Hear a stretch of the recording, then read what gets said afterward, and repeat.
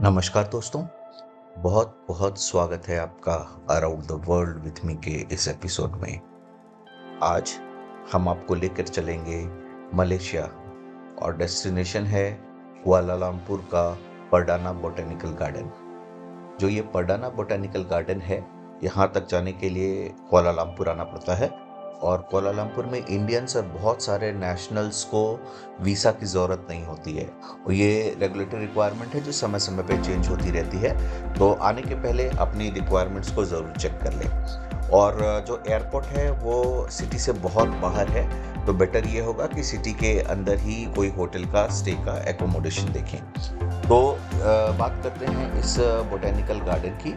ये भीड़ भाड़ वाले इलाके में बहुत ही ग्रीनरी से भरा हुआ और लश इलाका है, जहाँ पर ग्रीनरी बहुत ही ज़्यादा है और ज़्यादा ग्रीनरी होने के कारण ये शहर से अलग वातावरण रहता है और ये बहुत ही ज़्यादा सुंदर दिखता है। इसकी बात करें तो ये पुराने ज़माने में इसको लेक गार्डन कहा जाता था और यहाँ पर एंट्री सुबह 7 बजे से लेकर के शाम के 7 बजे तक एंट्री फ्री है।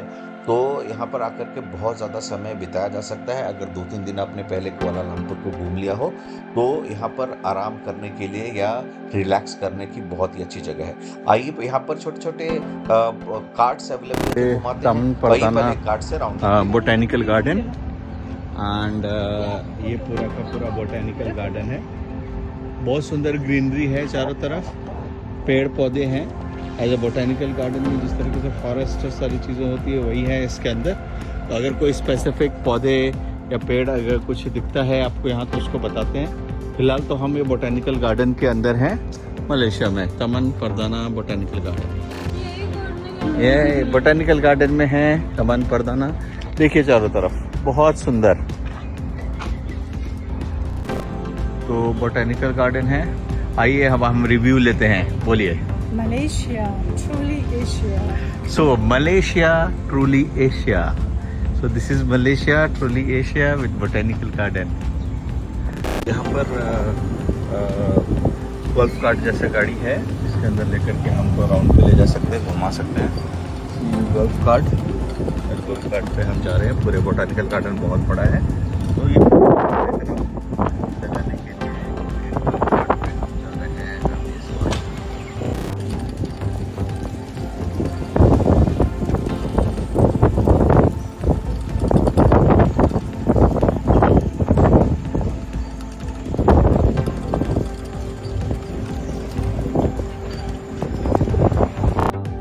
ये जो परडाना का बोटेनिकल गार्डन है, इसको अगर एरिया की बात करें तो बहुत बड़ा जगह है।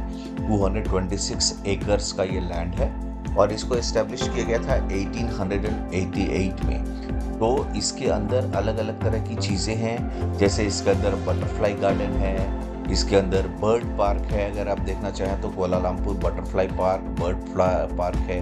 इसके अंदर लगभग 200 स्पीसीज से ज़्यादा बर्ड के हैं और अलग अलग समय पे माइग्रेटरी बर्ड्स भी यहाँ पर बहुत सारे आते हैं। तो ये जो बटरफ्लाईज है, लगभग 5000 स्पीसीज बटरफ्लाई का है। इसके अलावा छोटे छोटे मैमल्स भी इसके अंदर रखे गए हैं। फॉर एग्जांपल सबसे ज़्यादा इम्पॉर्टेंट जो यहाँ पर रहता है वो है डियर गार्डन या डियर का हिरण का गार्डन है। तो वो आपको अभी हम दिखाएंगे हिरण गार्डन का एक चक्कर लेकर के कि ये हिरण गार्डन या ये डियर गार्डन कैसा है यहाँ पर। तो इसकी अगर मैं इस परडाना की बात करूं तो इसको जो अल्फ्रेड वेनिंग थे, ब्रिटिश स्टेट के ट्रेजरर थे 19th सेंचुरी में, उन्होंने इसको यहाँ पर एक ग्रीनरी बनाने के लिए एक प्लान किया था और उनके प्लान्स के हिसाब से ब्रिटिश जब यहाँ पर रूल करते थे तो उन्होंने यहाँ पर इस गार्डन को बनाया था। तो ये गार्डन को अभी जो है कुआलालंपुर सिटी हॉल ऑपरेट करता है और ये सिटी हॉल इसके अंदर अलग अलग तरह के एनिमल्स और अलग अलग तरह के प्लांट की स्पीशीज़ को प्रिजर्व करता है। जैसा कि आप देख सकते हैं कि गर्मियों में भी यहाँ बहुत ज़्यादा ठंड और कूल रहता है, क्योंकि ये पूरा का पूरा इलाका पेड़ पौधों से और वैरायटीज़ ऑफ स्पीसीज़ है इसके अंदर, एनिमल्स के भी और प्लांट्स के भी स्पीसीज़। तो दोनों तरह की चीज़ें इसके अंदर बहुत ही ज़्यादा है और जो बटरफ्लाई जो डियर गार्डन है या हिरण का गार्डन है, वहाँ तक पहुँचने के लिए अंदर एक रास्ते हैं। तो आइए चलते हैं सबसे पहले यहाँ के हिरण गार्डन पहुँचने के रास्ते को, और जो हिरण है उसको एक बार देख लेते हैं। और ये बोटानिकल गार्डन के अंदर है, अलग अलग टाइप के पौधे, जैसे ये बनाना फैमिली मुजेसी है, फैमिली मुजेसी में आता है। इसके अंदर ये है, अलग अलग टाइप के यहाँ पे वेजिटेशंस हैं।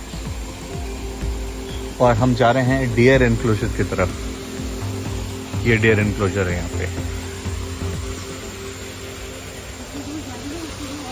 ये हिरणों का है, बहुत सारे हिरण पिंजरे में रखे गए हैं, तो अंदर आकर के ये हिरण भी यहाँ पर आराम से देखा जा सकता है। इसके बाद वापस जाने के लिए सबसे आसान तरीका है कि ग्रैब, जो यहाँ का टैक्सी सर्विस रहता है, उससे ऐप टैक्सी सर्विस को ग्रैब को बुक किया जा सकता है।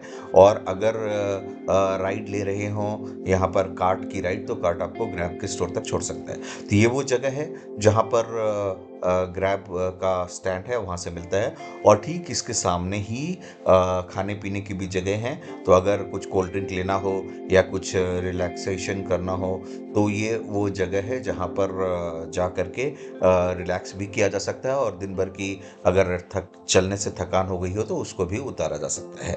तो कुल मिलाकर पूरे मलेशिया की भीड़ भाड़ वाले जगह में रिलैक्स करने के लिए और नेचर को देखने के लिए, फ्लोरा फौना देखने के लिए बहुत ही अच्छी जगह है। तो दोस्तों, एंजॉय कीजिए। ये वादा है कि अगली बार फिर कोलालमपुर की दूसरी जगहों को और दुनिया की और दूसरी जगहों को दोबारा दिखाऊंगा। Take care, bye bye.